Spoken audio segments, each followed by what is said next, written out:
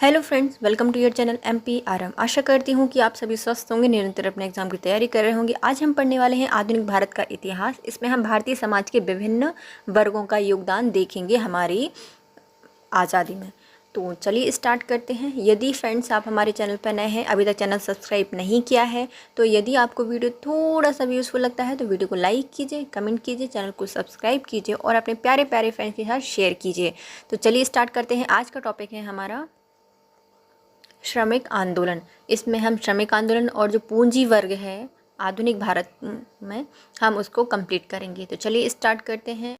श्रमिक आंदोलन पृष्ठभूमि 19वीं शताब्दी के मध्य में भारतीय यातायात, रेलवे, सड़क आदि एवं संचार के साधनों के मशीनीकरण, प्रशासनिक एवं भौगोलिक एकता के तत्वों का विकास, आधुनिक संस्थागत उद्योग, जूट, सूती मिल, रेलवे से समृद्ध सहायक उद्योग जैसे कोयला उद्योग, चाय बागान आदि का विकास होने से एक श्रमिक वर्ग का उदय हुआ था। रेलवे एवं सड़क जैसे यातायात के साधनों के विकास ने भारतीय अर्थव्यवस्था में निर्यात एवं आयात दोनों के लिए उत्प्रेरक का कार्य किया था। जैसे कि इस काल में कपास निर्यात में गुणात्मक वृद्धि दर्ज की गई थी। नेक्स्ट आते हैं औद्योगिक क्रांति के प्रारंभिक औद्योगिकरण काल में अन्य देशों के समान भारतीय श्रमिक वर्ग को भी कई प्रकार के अमानवीय शोषण का सामना करना पड़ा था। जैसे कम वेतन के साथ काम के अधिक घंटे, कहीं कहीं पर 18 घंटे प्रतिदिन तक था। कारखाने में आधारभूत सुविधा का अभाव, मालिकों का श्रमिकों के प्रति शोषणकारी व्यवहार आदि प्रमुख था। प्रारंभिक काल में श्रमिक कल्याण हेतु किए गए प्रयास। 19वीं शताब्दी के उत्तरार्ध तक श्रमिकों में वर्गीय चेतना बढ़ने से कुछ सुधारवादियों द्वारा श्रमिकों की दशा में सुधार के लिए प्रयास किए गए थे। इसका विवरण निम्नलिखित है। पहले आते हैं ब्रह्म समाजी समाज सुधारक शशिपाद बनर्जी ने श्रमिकों में जागरूकता फैलाने हेतु रात्रिय पाठशाला एवं श्रमिक क्लब की स्थापना की थी। इनकी गतिविधियों का केंद्र कलकत्ता के पटसन मजदूर थे। वहाँ के जो पटसन मजदूर थे वो इनके प्रमुख केंद्र थे। किसके? शशिपाद बनर्जी के। ये पहले आते हैं, ब्रह्म समाजी समाज सुधारक हैं। इन्होंने एक क्या की थी? पाठशालाएं और श्रमिक क्लब की स्थापना की थी। 1817 में श्रमिक संगठन श्रमजीवी समिति एवं भारतीय श्रमजीवी नामक पत्रिका का संपादन कर श्रमिकों में संयम, मितव्ययिता एवं स्वयं सहायता एवं नैतिकता आदि गुणों को विकसित करने का प्रयास कर रही थी। जो हमारे शशिपाद बनर्जी हैं, इनके द्वारा ब्रह्म समाजी समाज सुधारक हैं, ये इनके द्वारा इनकी स्थापना की गई थी। और मजदूरों के लिए, जो श्रमिक वर्ग है, उनके लिए शिक्षित करने के लिए, जागरूक करने के लिए कार्य कर रहे थे। 1870 में इन्होंने जो श्रम संगठन के द्वारा श्रमजीवी समिति और भारत श्रमजीवी नामक एक पत्रिका का संपादन किया था। श्रमिकों में संयम, मितव्ययिता, स्वयं सहायता एवं नैतिकता आदि गुणों को विकसित करने का भी प्रयास किया था। नारायण मेघाजी लोखंडे के द्वारा 1880 में दीनबंधु नामक पत्रिका का प्रकाशन एवं 1890 में बॉम्बे मिल हैंड्स एसोसिएशन भारत में प्रथम मजदूर संगठन का गठन किया गया। लोखंडे ने कार्यों के घंटे में कमी करने हेतु निरंतर अभियान चलाए थे। फिर आते हैं नारायण मेघाजी लोखंडे, लोहे का खम्भा लेकर आए। इन्होंने कहा जितने भी दीनबंधु हैं सब यहाँ आ जाओ। 1880 में इन्होंने दीनबंधु नामक पत्रिका का प्रकाशन किया। 1890 में जो मुंबई मिल हैंड्स एसोसिएशन है, भारत में प्रथम मजदूर संगठन का गठन किसके द्वारा किया गया था? नारायण मेघाजी लोखंडे के द्वारा। लोखंडे ने NM लोखंडे कहा जाता है ना। लोखंडे जी ने कार्य में घंटे को कम करने के लिए भी निरंतर अभियान चलाए थे। 1980 के दशक में, 1880 ही होगा, 1880 के दशक में चाय बागानों में कार्यरत अनुबंधित श्रमिकों की दशा को लेकर द्वारकानाथ गांगुली द्वारा भी अभियान चलाए गए थे। मतलब ये द्वार द्वार जाके जो चाय बागान में श्रमिक हैं उनकी दशाओं को जागरूक कराने के लिए सबके पास जाते थे। तो इनके द्वारा, द्वारकानाथ जी के द्वारा अभियान चलाए गए थे। प्रथम श्रमिक हड़ताल नागपुर की एम्प्रेस मिल में 1877 के विरुद्ध श्रमिकों द्वारा वेतन वृद्धि की मांग को लेकर की गई थी। तो पहली बार हम जब हड़ताल देखते हैं तो पहली श्रमिक हड़ताल नागपुर में एम्प्रेस मिल में की गई थी, जो कि 1877 में की गई थी। और किसके लिए की गई थी? श्रमिकों द्वारा वेतन वृद्धि की मांग को लेकर ये हड़ताल की गई थी। फिर आते हैं 1880 से 1900 के मध्य श्रमिक दशा में सुधार को लेकर कई बड़ी एवं महत्वपूर्ण हड़तालों का आयोजन किया गया। और 1899 में ग्रेट इंडियन पेनिनसुला रेलवे हड़ताल, जिसे कम वेतन एवं कार्य के अधिक घंटों को लेकर किया गया था। मतलब अब इनको पता चल गया कि कम वेतन मिलना भी अच्छा नहीं है और ज़्यादा कार्य के घंटे भी अच्छे नहीं हैं, इसलिए हड़ताल होती रही। और सबसे प्रमुख आती है हमारी ग्रेट इंडियन पेनिनसुला रेलवे हड़ताल, जो कि 1899 में की गई थी। क्यों की गई थी? तो कम वेतन एवं जो कार्य के घंटे थे उनको कम करने के लिए इसको किया गया था।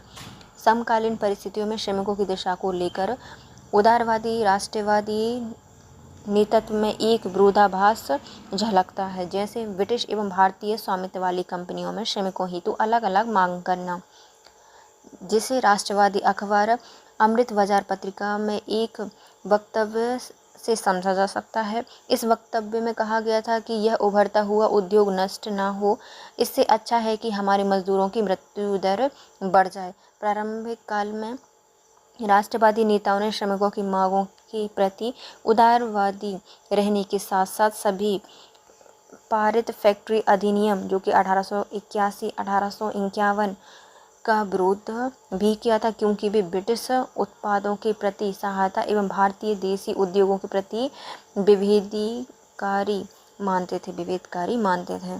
सभी इन्होंने जो अधिनियम है इनका विरोध किया था। जो समाज सुधारक हैं, हमारे नेता हैं, उनके द्वारा 19वीं शताब्दी में पारित श्रमिक संबंधी महत्वपूर्ण विधान। पहले आता है फैक्ट्री अधिनियम 1881, लॉर्ड रिपन के काल में आया था। प्रथम फैक्ट्री एक्ट था। इस अधिनियम में प्रमुख प्रावधान किए गए थे। पहला क्या था? इसमें जो काम के घंटे हैं वह अधिकतम घंटों को निश्चित कर दिया गया था। जो काम करेगा वो एक निश्चित टाइम पीरियड कर दिया गया था। 7 वर्षों से कम के जो बच्चे हैं उनको कार्य करने पर प्रतिबंध आरोपित कर दिया गया था। तो कोई भी 7 साल से छोटा बच्चा काम नहीं करेगा। माह में न्यूनतम 4 दिन के अवकाश का निर्धारण किया गया था। कम से कम महीने में 4 छुट्टियाँ दी जाएंगी। श्रमिकों के बच्चों की सुरक्षा के साथ कार्यस्थल पर श्रमिकों की स्वास्थ्य एवं सुरक्षा हेतु भी उपाय करने के लिए प्रावधान किया गया था। तो मतलब जो श्रमिक है वो उसके बच्चे जो खेल रहे हैं कार्य क्षेत्र पर, उनकी सुरक्षा, उनके स्वास्थ्य का भी ध्यान रखा जाएगा। अधिनियम के अंतर्गत की जिम्मेदारी स्थानीय प्रशासन को सौंपी गई थी। अधिनियम में 100 और उससे अधिक कार्यरत श्रमिक एवं मैकेनिकल पावर का इस्तेमाल करने वाली फैक्ट्रियों को लागू किया गया था। नील फैक्ट्री, चाय एवं कॉफ़ी के बागानों, यूरोपियों के एकाधिकार वाले उद्योगों को अधिनियम के दायरे से बाहर रखा गया था। महिला एवं जो पुरुष हैं उनके कार्य के घंटे के बारे में भी कोई प्रावधान इसमें नहीं किया गया है। जो कोई भी व्यक्ति है, पुरुष महिला हैं, वो जितने घंटे काम करेंगे इसके लिए कोई भी प्रावधान इसमें नहीं किया गया था। नेक्स्ट आता है फैक्ट्री अधिनियम 1891। यह लॉर्ड लैंसडाउन के काल में आया था। फैक्ट्री अधिनियम में 1881 की कमियां हैं उनको दूर करने के लिए इसको पारित किया गया था। इस अधिनियम में प्रमुख प्रावधान निम्नलिखित हैं। पहला आता है कार्यरत बच्चों की न्यूनतम आयु 7 से बढ़ाकर 9 कर दी गई थी। पहले 7 वर्ष से छोटे बच्चे काम नहीं कर सकते थे। अब यह नियम किया गया था कि 9 वर्ष से छोटे बच्चे काम नहीं कर सकते किसी भी फैक्ट्री में। 9 से 14 वर्ष के बच्चों की कार्य सीमा 8 घंटे प्रतिदिन निर्धारित की गई थी। जो 9 से 14 वर्ष के बच्चे हैं उनकी कार्य सीमा को कितने 8 से घंटे प्रतिदिन निर्धारित कर दी गई थी। वो सिर्फ 8 घंटे ही कार्य करेंगे।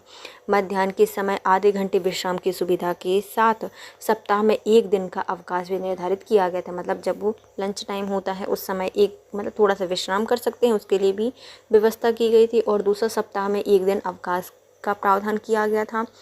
कार्य अवधि 11 घंटे अधिकतम में सुनिश्चित की गई थी। मतलब कोई भी व्यक्ति हो बस 11 घंटे से ज़्यादा काम नहीं किया करे। मतलब काम का जो टाइम पीरियड है वो बता दिया गया कि आपको इतने इतने घंटे काम करना है बस। महिलाओं के रात्रिकाल में कार्य पर प्रतिबंध लगा दिया गया था कि अब महिलाएं रात में काम नहीं करेंगी। फिर आता है अधिनियम में 50 या उससे अधिक कार्यरत श्रमिकों वाली फैक्ट्रियों पर लागू किया गया था। जहाँ ऐसी फैक्ट्रियाँ जहाँ पर 50 व्यक्ति कार्य करते हैं उन पर यह अधिनियम लागू किया गया था। नेक्स्ट आता है 19वीं शताब्दी में श्रमिक आंदोलन। श्रमिकों ने आंदोलन भी किए हैं, तो हम उनको देखते हैं। 20वीं शताब्दी के प्रारंभिक दशक में श्रमिक वर्ग में जागरूकता एवं संगठनात्मक प्रवृत्तियों के अभाव एवं राष्ट्रवादी नेतृत्व में श्रमिक कल्याण हेतु विचारात्मक परिवर्तन ने मजदूरों की दिशा में सुधार हेतु संगठित रूप से अखिल भारतीय स्तर पर अभियान चलाए। इसी काल में श्रमिक आंदोलन का राष्ट्रीय स्वतंत्रता आंदोलन से भी जोड़ दिया गया। जैसे बंगाल विभाजन के विरोध में स्वदेशी आंदोलन के साथ श्रमिक संगठन द्वारा हड़ताल का आयोजन किया गया था। श्रमिक आंदोलन को प्रभावित करने वाली अंतर्राष्ट्रीय घटनाएं। जो श्रमिक आंदोलन थे, इनको कैसे अंतर्राष्ट्रीय घटनाओं ने प्रभावित किया, तो अंतर्राष्ट्रीय पटल पर श्रमिक सर्वहारा वर्ग संबंधी मास्क की अवधारणा, जिससे ब्रिटेन सहित सभी पश्चिमी देश के लोग प्रभावित थे। रूस की सर्वहारा साम्यवादी क्रांति, जो कि 1917 एवं कॉमिंटन की स्थापना, प्रथम विश्व युद्ध के पश्चात अंतर्राष्ट्रीय श्रम संगठन ILO 1919 की स्थापना, भारत का एक संस्थापक सदस्य के रूप में शामिल होना आदि जैसी घटनाओं का भारतीय श्रमिक आंदोलन पर भी सीधा प्रभाव पड़ा था। भारतीय श्रमिक वर्ग से संबंधित 19वीं शताब्दी हो गई। 20वीं शताब्दी में स्थापित संगठन कौन कौन से हैं? 1918 में BP बाड़िया एवं थिरु B कल्याण सुंदरम के द्वारा मद्रास लेबर यूनियन की स्थापना की गई थी। तो मद्रास के जितने भी लेबर थे उनको यूनाइट किया गया, तो उनकी एक यूनियन बनाई गई थी, मद्रास लेबर यूनियन। किसने बनाई थी? बड़े बड़े लोगों ने बनाई थी। तो BP बाड़िया और कल्याण करने के लिए बनाई थी, तो थिरु B कल्याण सुंदरम के द्वारा इसकी स्थापना की गई थी 1918 में। भागीदारी बढ़ाने के लिए सदस्यता शुल्क 1 आना रखा गया था, मतलब इतने कम रखा गया था, 1 आने में कोई भी व्यक्ति देकर सदस्य बन सकता था। इसमें नियोक्ताओं द्वारा मजदूरों के प्रति दमनकारी नीतियों का विरोध करने के साथ ही जो श्रमिक कल्याण हेतु सस्ती राशन दुकानें भी खोली गई थी। इसमें जो नियोक्ता थे उनके द्वारा मजदूरों के प्रति दमनकारी जो नीति थी उनका विरोध करने के लिए कुछ सस्ती दुकानें भी, राशन दुकानें खोली गई थी। महात्मा गांधी के द्वारा श्रमिकों एवं मिल मजदूरों के मध्य सामंजस्य स्थापित करने के लिए अहमदाबाद टेक्सटाइल लेबर एसोसिएशन की स्थापना की गई थी, जिसमें निरंतरता बनाए रखने के लिए ट्रस्टीशिप सिद्धांत की परिकल्पना की गई थी। इसमें श्रमिकों एवं पूंजीपतियों दोनों का कल्याण समान रूप से हो सकता था। तो महात्मा गांधी जी भी आए, इन्होंने बोला कि हम श्रमिकों का ज़्यादा साथ देंगे तो जो मिल मजदूर मतलब मिल मालिक हैं वो तो परेशान हो जाएंगे, वो इनको सपोर्ट नहीं करेंगे, हमारे विरोध हो जाएंगे, तो हम दोनों को साथ में लेके चलेंगे, इनके बीच में सामंजस्य स्थापित करेंगे। इनके बीच में सामंजस्य स्थापित करने के लिए महात्मा गांधी जी के द्वारा अहमदाबाद टेक्सटाइल लेबर एसोसिएशन की स्थापना की गई। इसको निरंतर चलती रहे, ऐसा ना हो कि हम जाएँ और ये भी पूरी एसोसिएशन चली जाए, इसलिए इन्होंने ट्रस्टीशिप सिद्धांत की परिकल्पना की थी, जिससे मजदूर जो श्रमिक वर्ग है और जो पूंजीपति वर्ग हैं, इन दोनों का कल्याण समान रूप से होता था। 1920 में लाला लाजपत राय, दीवान चमनलाल, जोसेफ बैप्टिस्ट, नारायण मल्हार जोशी आदि ने मिलकर अखिल भारतीय ट्रेड यूनियन कांग्रेस की स्थापना की थी। लाला लाजपत राय इसके प्रथम अध्यक्ष और दीवान चमनलाल महासचिव चुने गए थे। अब महात्मा गांधी जी ने इतना कर दिया तो भैया तो लाला लाजपत राय थे वो कहाँ पीछे हटते। इन्होंने 1920 में एक यूनियन बनाई, इसका नाम था कि अखिल भारतीय ट्रेड यूनियन कांग्रेस। कौन कौन शामिल था? लाला लाजपत राय, दीवान चमनलाल, जोसेफ बैप्टिस्ट एवं नारायण मल्हार जोशी में शामिल थे। तो अब लाला लाजपत राय ने स्टार्ट की थी इसको, तो इसलिए ये अध्यक्ष बन गए और दीवान चमनलाल महासचिव इसके नियुक्त किए गए। 1920 में कांग्रेस ने अपनी पहली बार औपचारिक रूप से श्रमिकों के साथ सहानुभूति दिखाकर उनकी मांगों का समर्थन किया था। सबसे पहले कब? 1920 में कांग्रेस के द्वारा सहानुभूति दिखाई गई थी मजदूरों के लिए। एवं गया अधिवेशन में एटक जो ये था ना, अखिल भारतीय ट्रेड यूनियन कांग्रेस, इसके साथ पूर्णतः सहयोग करने की घोषणा की गई थी। कांग्रेस को इस समय युवा कांग्रेसी कार्यकर्ताओं, वैश्विक स्तर पर साम्यवादी आंदोलन का विस्तार एवं प्रथम विश्व युद्ध के कारण बड़ी महंगाई ने भी प्रभावित किया था। जैसे श्रमिक वर्ग ने कांग्रेस को प्रभावित किया, ऐसे जो हमारे कांग्रेसी युवा कांग्रेसी कार्यकर्ता थे, वैश्विक स्तर पर साम्यवादी आंदोलन का विस्तार था और प्रथम विश्व युद्ध के कारण बढ़ती महंगाई थी, इन्होंने प्रभावित किया था। एटक के गठन के कुछ समय बाद ही विचारधारा के स्तर पर भिन्नताएं होने के कारण एटक 3 विशिष्ट वैचारिक समूह में विभाजित हो गया था। मतलब इसमें भी फूट आ गई। एटक के अंदर कई समूह उभरने का एक महत्वपूर्ण कारण एटक की राष्ट्रीय एवं अंतर्राष्ट्रीय संस्थानों से संबद्धता थी। ये राष्ट्रीय और अंतर्राष्ट्रीय संस्थानों से संबंधित हो गया था, इसलिए इसमें क्या हो गई, बहुत सारी धाराएं, विचारधाराएं इसमें उभरने लगी थी, इसलिए 3 भागों में बट गया था। पहला आता है साम्यवादी समूह, दूसरा आता है राष्ट्रवादी समूह और तीसरा आता है उदारवादी समूह। साम्यवादी समूह में एम एन रॉय, श्रीपाद अमृत डांगे के नेतृत्व में वामपंथी नेता एटक की संबद्धता, वामपंथी अंतर्राष्ट्रीय श्रमिक संस्थान लीग अगेंस्ट एम्पेरियलिज्म तथा pan Pacific trade union secretariat से चाहते थे। ये कौन थे भैया, साम्यवादी नेता थे। कौन थे इसमें, एम.एन. रॉय थे और श्रीपाद अमृत डांगे इसके नेतृत्व करता थे। नेक्स्ट आते हैं राष्ट्रवादी समूह। महात्मा गांधी जवाहरलाल नेहरू के नेतृत्व में स्टार्ट किया गया था।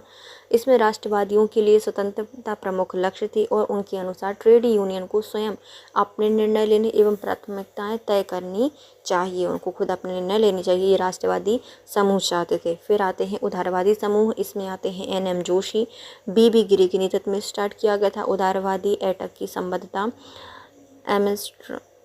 एम्स्टर्डम आधारित international federation of trade union से चाहते थे। किसके साथ जुड़ना चाहते थे, जो एम्स्टर्डम है उस पर आधारित जो international federation of trade union है उनको से संबंधित होना चाहते थे।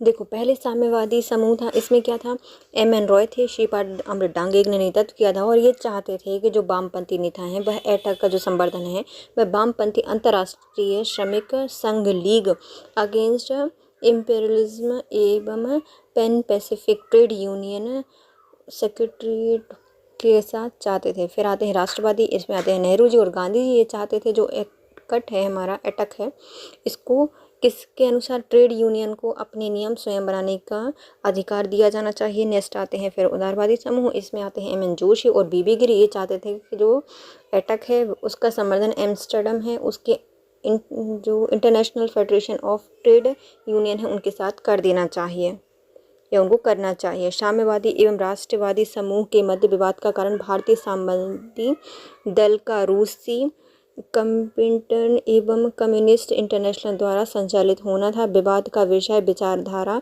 न होकर कार्यक्रम को क्रियान्वित करने की रणनीति थी। उदारवादी समूह सुधार प्रक्रिया लाने हेतु संवैधानिक तरीके अपनाने पर अधिक जोर दे रहे थे। उक्त विवादों का प्रत्यक्ष प्रभाव श्रमिक आंदोलन पर पड़ा। कई छोटे छोटे श्रमिक संघों का निर्माण हुआ। विचारधारात्मक एवं क्रियान्वयन स्तर पर भिन्नता एवं आपसी विवाद आदि के कारण श्रमिक आंदोलन व्यापक रूप से संगठित नहीं हो सका, अखिल भारतीय स्वरूप नहीं ले सका, जिससे कि श्रमिक मांगे आंशिक और क्षेत्रीय स्वरूप में ही पूरी हो सकी। श्रमिक आंदोलन संबंधी अन्य संगठन। एटक में राष्ट्रवादियों का वर्चस्व होने के कारण एन.एम. जोशी द्वारा एटक की नीतियों का विरोध करने के लिए समानांतर संगठन नेशनल ट्रेड यूनियन फेडरेशन 1929 का गठन किया गया था। एन.एम. जोशी को सरकार ने रॉयल कमीशन श्रमिक आयोग का सदस्य भी नियुक्त किया था। वामपंथी समूह भी एटक में स्वयं को अल्पसंख्यक महसूस करने लगे थे। इस कारण से 2 वर्ष पश्चात एटक से अलग होकर वर्ष 1931 में रेड ट्रेड यूनियन कांग्रेस स्थापित की। इस यूनियन पर शीघ्र ही ब्रिटिश प्रशासन द्वारा प्रतिबंध लगा दिए जाने के कारण वामपंथी पुनः कांग्रेस में शामिल हो गए। देखो अब क्या था, कांग्रेस और वामपंथी समूह दोनों ही थे। इसमें देखो क्या हुआ, राष्ट्रवादी नेताओं का वर्चस्व ज़्यादा है और जो एन.एम. जोशी हैं उनके द्वारा एटक की नीतियों का विरोध करने से जो उनके द्वारा समानांतर संगठन बनाया गया जिसका नाम क्या था, नेशनल ट्रेड यूनियन फेडरेशन 1929 में बनाया गया। और एन.एम. जोशी को सरकार ने रॉयल कमीशन का सदस्य भी नियुक्त कर दिया। वामपंथी नेता कम बचे अब इसमें और वो खुद को अल्पसंख्यक महसूस कर रहे थे, इसलिए इन्होंने भी एक अलग संगठन बनाया जिसको कहा जाता है red trade union Congress, red trade union Congress, जो कि 1931 में बनाया गया था। बस अंग्रेजों ने उनको देखा, प्रतिबंध लगा दिया, तो वामपंथी नेता पुनः कांग्रेस में जाकर शामिल हो गए। एम.एन. रॉय ने द्वितीय विश्व युद्ध के समय ब्रिटिश प्रशासन के सहयोग हेतु इंडियन फेडरेशन ऑफ लेबर 1941 नामक श्रमिक दल स्थापित किया था। इसका भी श्रमिक आंदोलन पर विपरीत प्रभाव पड़ा था। देखो, श्रमिक आंदोलन चल रहे हैं, मतलब अंग्रेजों के विरोध में है, लेकिन जो एम.एन. रॉय हैं, इनके द्वारा क्या किया गया, द्वितीय विश्व युद्ध के समय ब्रिटिश प्रशासन को सहयोग देने के लिए एक इंडियन फेडरेशन ऑफ लेबर की स्थापना की गई 1941 में, और इनको सहायता देती थी अंग्रेजों को। तो बस श्रमिक आंदोलन इससे भी विपरीत प्रभाव पड़ा था। एटक ने 1947 के समय वामपंथी वर्चस्व प्रभावी होने के कारण राष्ट्रवादियों द्वारा सरदार पटेल के नेतृत्व में भारतीय राष्ट्रीय ट्रेड यूनियन कांग्रेस नामक अलग श्रमिक संघ स्थापित किया था। एटक में 1947 में क्या हुआ था, वामपंथी वर्चस्व प्रभावी होने के कारण राष्ट्रवादियों द्वारा सरदार पटेल के नेतृत्व में एक भारतीय राष्ट्रीय ट्रेड यूनियन कांग्रेस नामक एक अलग श्रमिक संघ स्थापित कर दिया गया। अब आते हैं 20वीं शताब्दी में पारित श्रमिक संबंधी महत्वपूर्ण विधान। पहले आता है फैक्ट्री अधिनियम 1911। यह अधिनियम लॉर्ड हार्डिंग के काल में पारित किया गया था। इस अधिनियम के प्रमुख प्रावधान इस प्रकार हैं। इसमें कार्यरत बच्चों की उम्र है, उसका प्रमाण पत्र आवश्यक हो गया था, मतलब पता चलेगा प्रमाण दो कितने वर्ष का बच्चा है। सभी वयस्क श्रमिकों के लिए अधिकतम 12 घंटे प्रतिदिन कार्यविधि निश्चित कर दी गई थी। तो पहले फैक्ट्री अधिनियम जो कि 1911 में आया था, तो फैक्ट्री अधिनियम 1911 में क्या किया गया था, हार्डिंग के टाइम पे आया था। इसमें कार्यरत बच्चे हैं, उनकी उम्र का प्रमाण पत्र आवश्यक हो गया था, और सभी जो वयस्क श्रमिक थे उनके लिए 12 घंटे प्रतिदिन कार्य करने के लिए समय निश्चित कर दिया गया था। फैक्ट्री अधिनियम 1922। यह अधिनियम लॉर्ड रीडिंग के काल में पारित हुआ था। इस अधिनियम के प्रमुख प्रावधान इस प्रकार हैं। 20 या इससे अधिक कार्यशील श्रमिक वाले संगठन को अधिनियम के दायरे में लाया गया था। कार्यरत बच्चों की न्यूनतम उम्र 9 से बढ़ाकर 12 कर दी गई थी, और सभी जो श्रमिक हैं उनको अधिकतम कार्यरत घंटे थे 12 घंटे प्रतिदिन और 60 घंटे प्रति सप्ताह निर्धारित कर दिए गए थे। देखो, दूसरा फैक्ट्री अधिनियम 1922 में आया है। रीडिंग के टाइम पर 20 या उससे अधिक जो कार्यशील श्रमिक हैं उनके संगठन पर इसको लागू किया गया था। कार्यरत बच्चों की न्यूनतम आयु 9 वर्ष और अधिक मतलब को बढ़ाकर 12 वर्ष कर दिया गया था। न्यूनतम 9 से बढ़ाकर 12 कर दी, और जो श्रमिक थे उनको 12 घंटे प्रतिदिन काम करने के लिए और 60 घंटे प्रति सप्ताह कार्य करने के लिए निर्धारित कर दिया गया था। फैक्ट्री अधिनियम 1934। यह 1929 में जो भारतीय श्रम संबंधी सुधार थे उनके रॉयल कमीशन का गठन किया गया था। उसने 1931 में अपनी रिपोर्ट दी। रॉयल कमीशन की संस्तुति पर जो फैक्ट्री अधिनियम है 1934 पारित किया गया था। यह अधिनियम लॉर्ड विलिंगटन के टाइम पर आया था, और यह अधिनियम में कुछ प्रावधान किए गए थे। तो जो हमारा फैक्ट्री अधिनियम है 1934 कब आया है, 1929 का जो रॉयल कमीशन था उसकी रिपोर्ट 1931 में आई थी। उसकी अनुशंसा पर इसकी स्थापना की गई है, और इसको विलिंगटन जो था उसके टाइम पर पारित किया गया था। इसमें क्या प्रावधान किए गए थे, पहले आते हैं। इसमें मौसमी एवं गैर मौसमी कारखानों में अंतर को परिभाषित किया गया था। मौसमी कारखानों के लिए अधिकतम कार्य अवधि को 11 घंटे प्रतिदिन और 60 घंटे प्रति सप्ताह निश्चित किए गए थे। वहीं जो गैर मौसमी फैक्ट्री हैं उनके लिए अधिकतम कार्य अवधि 9 घंटे प्रतिदिन और 54 घंटे प्रति सप्ताह निश्चित किए गए थे। मौसमी के लिए 11 घंटे प्रतिदिन और 60 घंटे प्रति सप्ताह, और जो गैर मौसमी हैं उनके लिए 11 घंटे और गैर मौसमी के लिए 9 घंटे प्रतिदिन और 54 घंटे प्रति सप्ताह निश्चित कर दिए गए थे। कारखानों में कार्यरत श्रमिकों का 4 श्रेणियों में विभाजन किया गया था। बच्चे 12 से 15, किशोर अवस्था में 15 से 17 और वयस्क पुरुष एवं महिलाएं इसमें निश्चित कर दी गई थीं। श्रमिकों के लिए चिकित्सा एवं विश्राम की सुविधा उपलब्ध कराई गई थी। नियोक्ता की जिम्मेदारी की ये सुनिश्चित करता था, जो नियोक्ता थी वो ही इसकी जिम्मेदारी सुनिश्चित करता था श्रमिकों के आराम एवं चिकित्सा की। स्वतंत्रता के पश्चात श्रमिक एवं नियोक्ताओं के मध्य सामंजस्य स्थापित करने एवं श्रमिकों की न्यायोचित मांगों को पूरा करने के लिए भारत सरकार द्वारा फैक्ट्री अधिनियम 1958 पारित कर दिया गया था। अधिनियम में श्रमिक वर्ग कल्याण हेतु कार्यस्थल पर लोगों की सुरक्षा, स्वास्थ्य एवं विश्राम सुविधाएं, न्यूनतम वेतन का निर्धारण एवं कारखानों में मूलभूत सुविधाओं की उपलब्धता जैसी समस्याओं का सरकार द्वारा निराकरण करने का प्रयास भी किया गया था। नेक्स्ट आते हैं भारतीय पूंजीपति वर्ग एवं राष्ट्रीय आंदोलन। पृष्ठभूमि: ब्रिटिश शासन के स्थापित होने से पहले वैश्विक व्यापार में भारत की भागीदारी लगभग 25% थी, परंतु शासन स्थापित होने के बाद भारतीय व्यापारियों के साथ होने वाले संस्थागत भेदभाव जैसे प्रतिकूल प्रशासनिक नीतियां, ब्रिटिश वस्तुओं के आयात को प्रोत्साहन एवं उच्च निर्यात कर, ब्रिटिश अधिकारियों द्वारा भारतीय व्यापारियों से रिश्वत लेना एवं इससे देशी उद्योग हथकरघा का नष्ट होना जैसे अनेक कारणों ने वैश्विक रूप से निर्यातक की ख्याति रखने वाले देश को विश्व का सबसे बड़ा आयातक बना दिया। रेलवे, सड़क एवं जहाजरानी जैसे यातायात एवं परिवहन के साधनों के विकास ने इन प्रक्रिया को और तीव्र कर दिया, जिससे कच्चा माल आंतरिक भागों से बंदरगाहों तक तथा आयातित माल बंदरगाहों से आंतरिक भागों तक सुगमतापूर्वक पहुंचाया जाने लगा। विकसित तकनीक, क्षमता एवं सरकारी विशेषाधिकार युक्त ब्रिटिश उद्योगपतियों को प्रत्यक्ष रूप से लाभ पहुंचाने के लिए ब्रिटिश प्रशासन द्वारा बाजार प्रक्रिया में भी हस्तक्षेप की नीति का सहारा भी लिया गया। संगठित मुद्रा बाजार पर भी ब्रिटिश उद्यमियों का ही नियंत्रण था। 1914 तक केवल 2 बड़े बैंकों, पंजाब नेशनल बैंक और बैंक ऑफ इंडिया को छोड़कर लगभग सभी आर्थिक प्रगति के कारक जैसे कि मुद्रा विनिमय बैंक एवं निर्यात आयात प्रतिष्ठान, बीमा कंपनी एवं जहाजरानी उद्योग पर यूरोपियों का ही नियंत्रण था।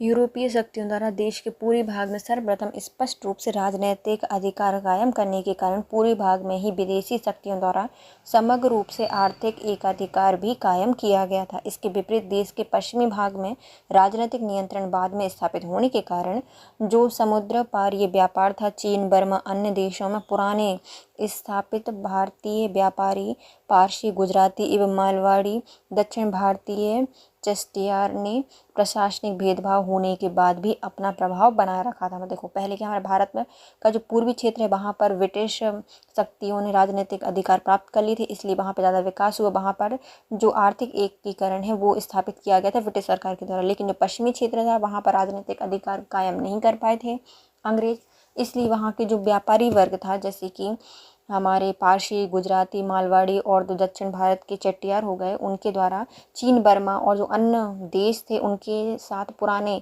जो स्थापित व्यापारिक संबंध हैं उनको ही कायम रखा गया था।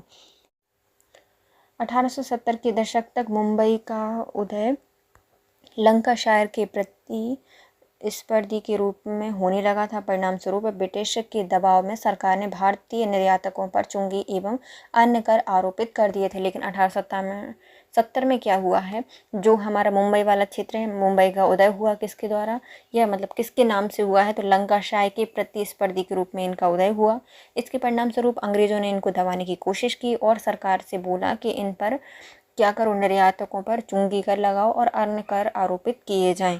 19वीं शताब्दी के अंत तक भारतीय पूंजीपतियों का विकास सरकार समर्थक या फिर राष्ट्रीय आंदोलन के प्रति तटस्थ रहते हुए स्वतंत्र रूप से यूरोपीय पूंजीपतियों के समानांतर हो रहा था। पूंजीपति वर्ग ने स्वदेशी आंदोलन के राष्ट्रीय प्रयास का विरोध किया था और साथ ही इसके एक तबके ने असहयोग आंदोलन का भी विरोध किया था। तो अभी तक क्या था, जो हमारे पूंजीपति वर्ग था वह क्या कर रहा था, जो ब्रिटिश सरकार थी उनके साथ लगभग समानांतर ही अपना कार्य कर रहा था, ज़्यादा तटस्थ था सारी क्रांतिकारियों से, सारे आंदोलनों से। 20वीं शताब्दी में एक संगठित सक्षम भारतीय पूंजीपति वर्ग के उद्भव के कारक क्यों उनका हुआ है, उदय हुआ है इनका क्यों। 20वीं शताब्दी के प्रारंभिक दशक तक भारतीय पूंजीपतियों ने अपने अधिकारों के प्रति संगठित होना प्रारंभ कर दिया।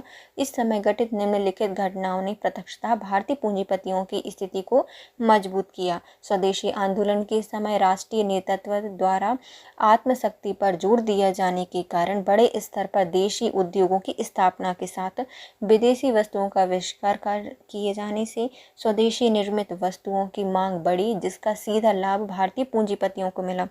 अब 20वीं शताब्दी में क्या हो गया है, तो प्रारंभिक कुछ ऐसी घटनाएं घटित हुई हैं जिससे कि जो भारतीय पूंजीपति थे उनकी स्थिति मजबूत हुई, उनके पास पैसे आए तो उन्होंने भी लड़ना प्रारंभ कर दिया। पहले पैसे नहीं थे तो कैसे लड़ते, खाली हाथ लड़ते, नहीं लड़ पाते, और अंग्रेजों से लड़के कहाँ जाते। तो इसलिए अब जब उनकी स्थिति अच्छी हुई तब वो भी स्वतंत्रता आंदोलन में उतर आए। स्वदेशी आंदोलन के समय भी क्या हुआ था, आत्मशक्ति पर जोर दिया गया था, खुद की स्वयं की देसी उद्योगों की स्थापना की गई थी, विदेशी वस्तुओं का बहिष्कार किया गया था और देसी सामान की इसमें मांग बढ़ गई थी। प्रथम विश्व युद्ध के दौरान ब्रिटिश कंपनियों द्वारा युद्ध संबंधी वस्तु निर्मित करने पर ज़्यादा जोर दिया जा रहा था। पूर्वी यूरोप एवं ऑटोमन साम्राज्य, जो कि ब्रिटिश एवं भारत के मध्य आवागमन मार्ग पर पड़ता था, युद्धग्रस्त होने के कारण भी वैश्विक व्यापार प्रत्यक्षतः बाधित हुआ था। इसने भी देशी वस्तुओं की मांग को बढ़ा दिया था। अब ऑटोमन साम्राज्य है वह उद्योगों को या जो व्यापारिक वस्तुएं हैं उनको यहाँ वहाँ जाने नहीं दे रहा है। तो इससे क्या होगा, विश्व युद्ध में सबको ज़रूरत पड़ी कि भैया भारत का सामान है, भारत में ही उसको उत्पादित किया जाए, और ब्रिटिश का है तो ब्रिटिश में ही कर लेंगे। प्रथम विश्व युद्ध के समय वस्तुओं की कमी होने से बड़ी महंगाई का लाभ भारतीय उद्योगपतियों को मिला।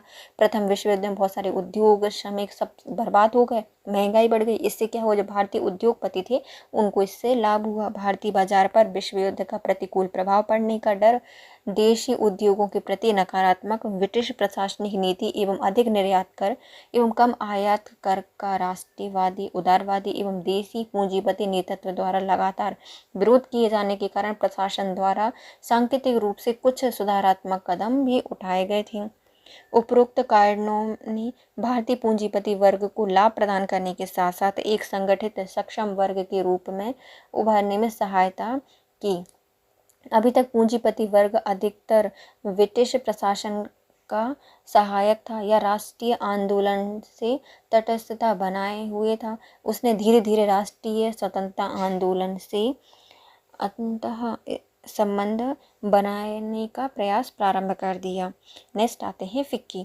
भारतीय पूंजीपतियों द्वारा 20वीं शताब्दी के प्रारंभिक दशक में राष्ट्रीय स्तर पर अपने हितों की रक्षा करने के लिए, अपनी मांगों को प्रभावपूर्वक तरीके से प्रशासन के सामने रखने के लिए एक अखिल भारतीय पूंजीपति संगठन के गठन का प्रयास किया गया। इसकी परिणति अंततः 1927 में फिक्की, भारतीय वाणिज्य एवं उद्योग महासंघ के रूप में सामने आई। अपनी जो मांगे हैं ब्रिटिश सरकार के सामने या जो प्रशासन है उनके सामने प्रभावित तरीके से रखने के लिए उनको दृढ़ता से स्पष्ट करने के लिए एक संगठन की आवश्यकता महसूस हुई और इसके तहत ही 1927 में फिक्की, भारतीय वाणिज्य एवं उद्योग महासंघ की स्थापना की गई।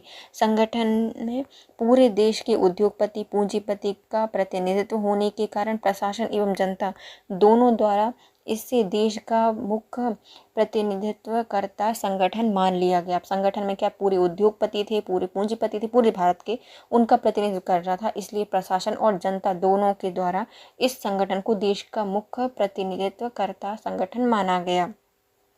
पूंजीपतियों ने स्पष्ट रूप से देश में ब्रिटिश साम्राज्यवाद के नकारात्मक प्रभावों को देखा। इसी कारण से फिक्की ने केवल एक व्यापारिक संघ तक ही सीमित न होकर प्रत्यक्ष रूप से राजनीतिक प्रक्रिया में भी हस्तक्षेप किया था। पूंजीपतियों ने क्या किया था, स्पष्ट रूप से देश में जो ब्रिटिश साम्राज्यवाद है उसके नकारात्मक प्रभावों को देखते हुए इसी कारण फिक्की ने केवल एक व्यापारिक संघ तक ही सीमित न होकर प्रत्यक्ष रूप से राजनीतिक प्रतिक्रियाओं में भी हस्तक्षेप लिया।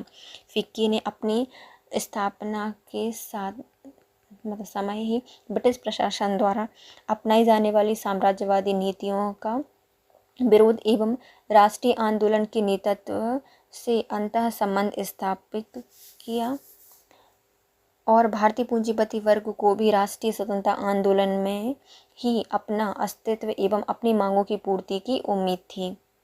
नेक्स्ट आते हैं पूंजीपति वर्ग का राष्ट्रीय आंदोलन के प्रति बदलता स्वरूप। इस काल में राष्ट्रीय स्वतंत्रता आंदोलन से तटस्थ न रहकर सक्रिय रूप से आंदोलन में भागीदारी हेतु कई पूंजीपतियों ने कांग्रेस की सदस्यता ग्रहण की। वे पूरी तरह से आंदोलन से जुड़कर जेल गए, कठिनाइयों को सहन किया, जैसे कि जमनालाल बजाज, बड़ीलाल लल्लू भाई मेहता, सैमुअल एरोलाल शंकर और लाला शंकर, ये भी कुछ महान पूंजीपति इसमें सामने आए हैं। कुछ ऐसे ही पूंजीपति थे जिन्होंने कांग्रेस में शामिल ना होते हुए भी वित्तीय एवं अन्य सहायता दी है, जैसे कि जेडी बिड़ला, अम्बालाल साराभाई और बालचंद्र हीराचंद जी आदि। राष्ट्रीय आंदोलन के विभिन्न चरणों में पूंजीपति वर्ग ने सलाहकारी भूमिका को तो निभाया, परंतु कभी भी नेतृत्वकारी भूमिका में नहीं आए या नहीं रहे। पुरुषोत्तम दास एवं अन्य पूंजीपतियों को असहयोग आंदोलन के पूर्ण रूप से विरोधी थे। सविनय अवज्ञा आंदोलन के समय आंदोलन के सहभागी भी हो गए थे। वायसराय के अत्यधिक दबाव डालने एवं लालच दिए जाने के बाद भी इन्होंने कभी राष्ट्रीय आंदोलन की आलोचना नहीं की। मतलब देखो, जो पुरुषोत्तम दास हैं और कुछ अन्य पूंजीपति थे, इन्होंने असहयोग आंदोलन का विरोध तो किया था, पूर्ण रूप से विरोधी थे, लेकिन सविनय अवज्ञा आंदोलन के समय यह आंदोलन के सहयोगी बन गए। वायसराय ने इनको धमकाया, डराया और लालच भी दिया, लेकिन कभी भी यह आंदोलन, जो राष्ट्रीय आंदोलन थे, उनकी आलोचना इन्होंने नहीं की। भारत छोड़ो आंदोलन के समय भी पूंजीपति नेतृत्व ने वायसराय से भारत को राजनीतिक स्वाधीनता प्रदान करने की बात की थी। वायसराय से भारत को राजनीतिक स्वाधीनता प्रदान करने की बात की गई है पूंजीपतियों के द्वारा भारत छोड़ो आंदोलन के समय। अब आते हैं बॉम्बे प्लान। भारतीय पूंजीपतियों ने 1942 में ही सुधार कार्यक्रमों को लागू करने के लिए आर्थिक विकास समिति का गठन किया है। तो आर्थिक विकास समिति का गठन 1942 में किया गया है। इस समिति में JRD टाटा, घनश्याम दास बिड़ला, आंद्रेशर दलाल एवं श्रीराम पुरुषोत्तम दास, ठाकुर दास, कस्तूरभाई, लालभाई, AD श्राफ एवं जॉन मथाई नामक 8 उद्योगपति शामिल थे। इन पूंजीपतियों ने 1944 में द्वितीय विश्व युद्ध के समय स्वतंत्रता पश्चात की भारतीय अर्थव्यवस्था के विकास एवं आर्थिक नीति से संबंधित योजना तैयार की थी, जो कि बॉम्बे प्लान के नाम से जानी गई। देखो, द्वितीय विश्व युद्ध चल रहा है, पूरा विश्व युद्ध में लड़ रहा है, लेकिन हमारे भारत के उद्योगपति बोल रहे हैं कि हमारा भारत स्वतंत्र होगा तो हमारी क्या आर्थिक गतिविधियां, नीतियां या कैसे हम उसका विकास कर सकते हैं, इसकी पहले से योजना बना ली, पहले से प्लान कर लिया। किन्ने किया है? तो इसमें 8 महान उद्योगपतियों के नाम आते हैं। इस प्लान को कहा जाता है बॉम्बे प्लान। और इन 8 उद्योगपतियों में आते हैं, पहले आते हैं हमारे JRD टाटा, घनश्याम दास बिड़ला, आंद्रेशर दलाल, श्रीराम पुरुषोत्तम दास, ठाकुर दास, कस्तूरभाई, लालभाई, AD श्राफ, जॉन मथाई आदि। स्वतंत्रता पश्चात सामाजिक आर्थिक विप्लव से बचने हेतु इसमें समाजवादी मांगे जैसे कि आंशिक राष्ट्रीयकरण, भूमि सुधार एवं कल्याणकारी योजनाएं भी लागू करने की मांग की गई थी। कि इसमें स्वतंत्रता पश्चात क्या होगा, जो सामाजिक और आर्थिक विप्लव ना हो जाए, इससे बचने के लिए इन्होंने समाजवादी मांगें भी इसमें सौंपी गई थी या मांगी गई थी। पहला आता है आंशिक राष्ट्रीयकरण हो, भूमि सुधार हो और कल्याणकारी योजनाओं को भी लागू किया जाए। यह योजना 15 वर्षीय थी। इसके उद्देश्य इस प्रकार थे। पहला आता है राष्ट्रीय आय को तिगुना करना है, कि हमारी जो पूरी राष्ट्रीय आय होगी हम उसको 1 गुना नहीं बल्कि तिगुना करने वाले हैं।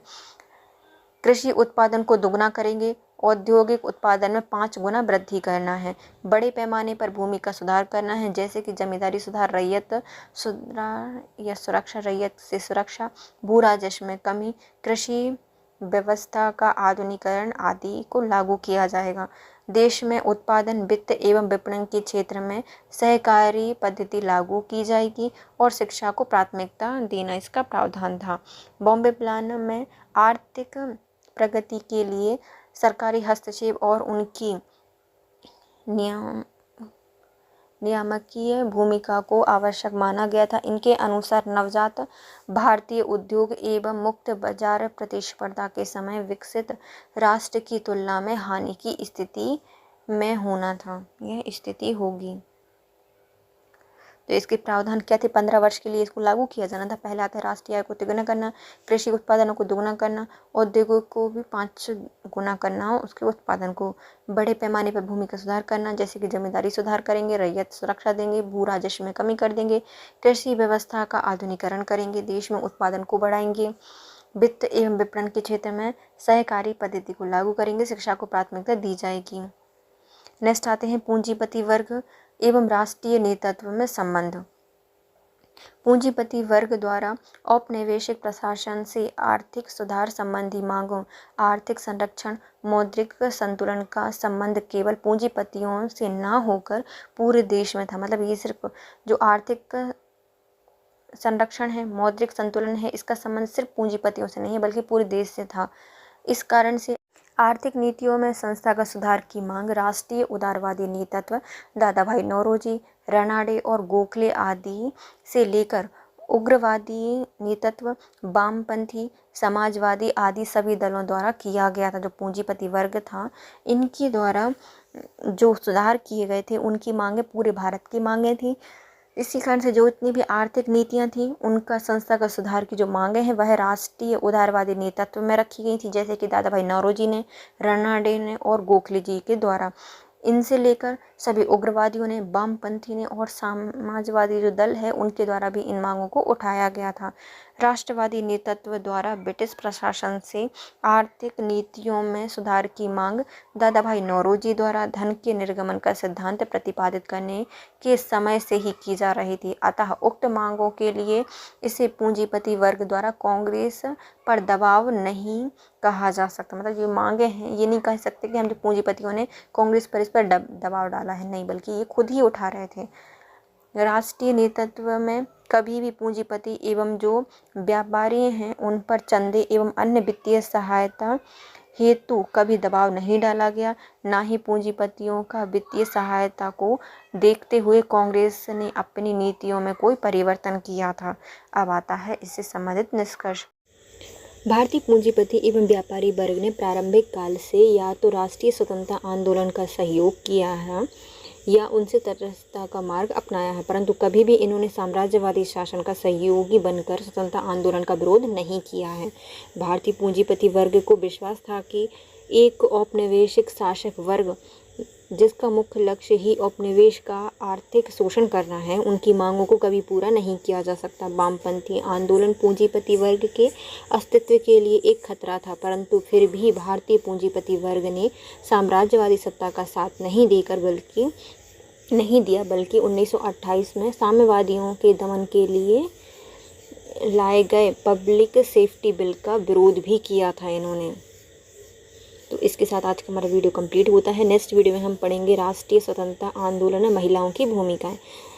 यदि फ्रेंड्स आपको वीडियो थोड़ा सा भी यूज़फुल लगा है तो वीडियो को लाइक कीजिए, कमेंट कीजिए, चैनल को सब्सक्राइब कीजिए और अपने प्यारे प्यारे फ्रेंड्स के साथ शेयर कीजिए। Thank you so much guys, have a nice day.